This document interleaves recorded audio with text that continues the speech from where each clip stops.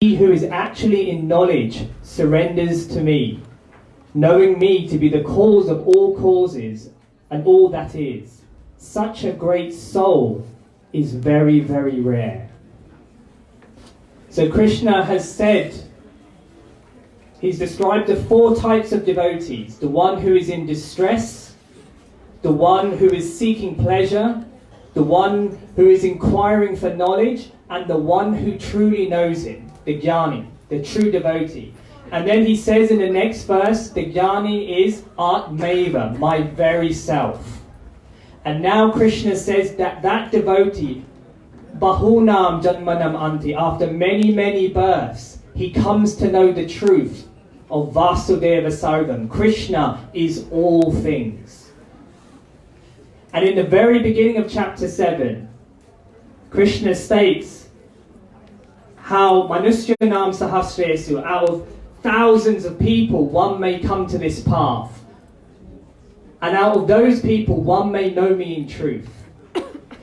And Krishna is describing in this chapter the rarity of knowing who he is, the rarity of coming on this path, that we are on this journey. And what I think about Krishna saying these words is, we are here in Vrindavan, we are here in Giridharadham, we are here with Guruji, and the thing that should be overwhelming us and is overwhelming me is gratitude. Because Guruji, I asked Guruji a couple of weeks ago, I have a feeling that maybe I should come to India. Just a feeling. And we know how feelings are. Feelings can be anything, right? But I had a feeling, so I thought, let me see where this goes. So I messaged Guruji, said, should I come to Vrindavan? But I said, if you want me to stay, Guruji, no problem, I'll stay. And he just said, yes, you come. So I was like, okay, that's fine. I was deciding when to book the tickets. I was planning maybe to do Friday, which is the 13th. Then I thought, so inauspicious day, Friday the 13th, let me leave on the 12th. It sounds better, maybe in the evening time. After I planned some important meetings with my patients and so on. So I'd finish all of that, rush to the airport and get the flight. It should be okay. And then the day before, luggage was packed. Swami Revati texts me. He says, bro, you have to get here in 24 hours. I said, what do you mean? He said, India's closing the borders, right? You have 24 hours to get here. And I was panicking because I said I'm arriving Friday on the next day at 9 o'clock. And then he texted me, don't worry, bro, don't worry. After about an hour of me panicking, phoning the airline, being put on hold, because I was like, what do I do? I told him I'm leaving at 9:15 in the evening time. He said, because on the small print of the Indian embassy, it says if the port of departure is before midnight, you're safe. So I was at 9:15. So by the skin of my teeth, I managed to get in under the door just before India closed the borders. So when I saw that, I booked the last flight on leaving Heathrow Airport, going to India. And I just managed to get in. And so often, after 13 years, I've been booking flights, driving to see Guruji. You just take it for granted. I'm in control. I can book these flights. I can do whatever I want. I decide when I come to Vrindavan. I decide when I come to India to see Guruji. But when you're put in that situation, where you realize it's not in your hands. The government, coronavirus can destroy everything. Guruji sent a message after. He said, Jai Corona. When he found out I was coming, and he said, Jai Corona, this virus, what is it doing? And you realise there are so many things out of our hands. So it's this gratitude that we have to foster. That it takes many, many births to understand Krishna. But when we have this gratitude, the grace that we have inside, it becomes conscious. The grace that we have inside, we become aware of it.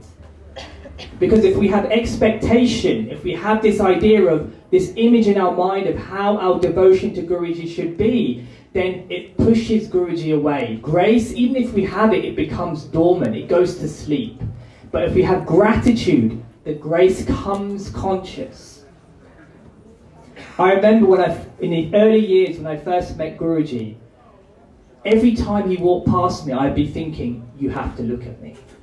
Every time he walked past me, I was thinking, you should talk to me in some way. You should show me some attention. Mentally, I'd be demanding it from Guruji all the time. And then, do you know what? It's so exhausting, especially when he's not giving it, right? Mentally exhausting to keep doing that. So I thought, let me try a different tactic. Let me show gratitude for what I have. Let me be grateful for whatever he has given me. And I remember one time there was a crowd like this, and I was sitting just in the corner. And I was overwhelmed with gratitude that Guruji has allowed me to come on this path. Guruji has in some way blessed me to know God and to know something of who he is. And as I was sitting there thinking with this gratitude, Guruji was talking to so many people. But as I was thinking this, he came over to me, and while he kept talking to that person, he put his hand on my head and he started resting it on my head like this. And he was talking to different people. And he did it so subtly that nobody knew that he was really doing it, because it was a crowded place. Then he walked over to somebody else, and then he came back again, put his hand on my head. And I knew why he was doing it. Nobody else knew why he was doing it, but it's because of that gratitude. I'd put aside my egoistic expectation, and I was just grateful that I knew him, grateful that I was on this path. And it's gratitude that attracts grace. Expectation pushes him away. Gratitude attracts him. When we trust Guruji, we can only have gratitude when we trust we belong to him. That's the thing. If we go to the depth of our heart and we trust that we belong to him, overwhelming gratitude will come to you. You won't be taken away by the external gain. That's expectation. When we're insecure about whether we belong to him, we have expectation. When we question and doubt whether we are truly his, then we demand to be shown that we are truly his. But we have to trust that we are truly his, that we've been brought on this path. Bahunam Janmanam Anti. After many, many births, we've been brought on this path. We have to trust that. And when we trust that and not this outside Leela, then that overwhelming gratitude comes up. But unfortunately, the mind is the way it is. When we come to Vrindavan so often, maybe, or we see Guruji so often, we start to question, we start to become used to things. I remember once I'd been eating with Guruji a number of times in a consecutive days in Germany. He'd invite me up. And everyone was sitting there, eating and so on, and Guruji had asked me to come up for lunch. But I've been going up so many times, and sometimes you become desensitized to what Guruji is doing for you. Especially if he's giving so much. Without that gratitude, we become desensitized.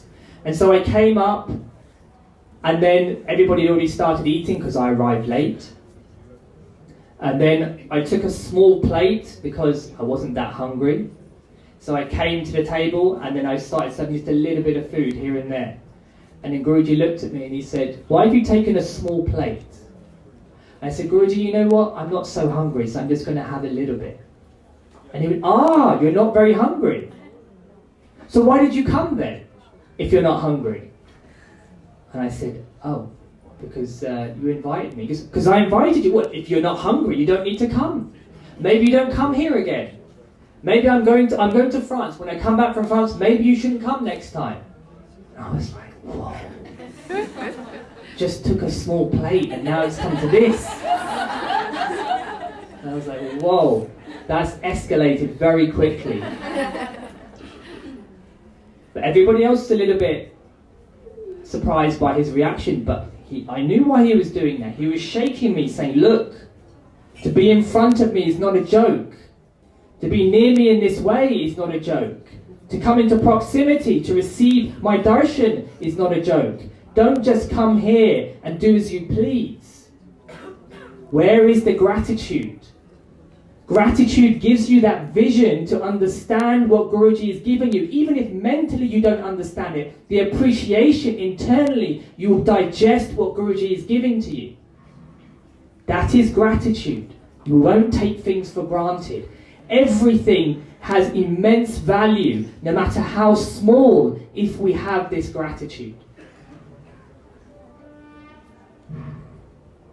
If we have this gratitude, even if we've been to darshan 1,000 times, every time he puts his hand on our head, we'll be thinking, God, Vasudeva Sarvam, the one who has created this universe, has manifested, has embodied in this personality. That personality is looking at me, is putting his hand on my head in these few moments. That Lord, that manifestation of everything is giving 100% attention to me.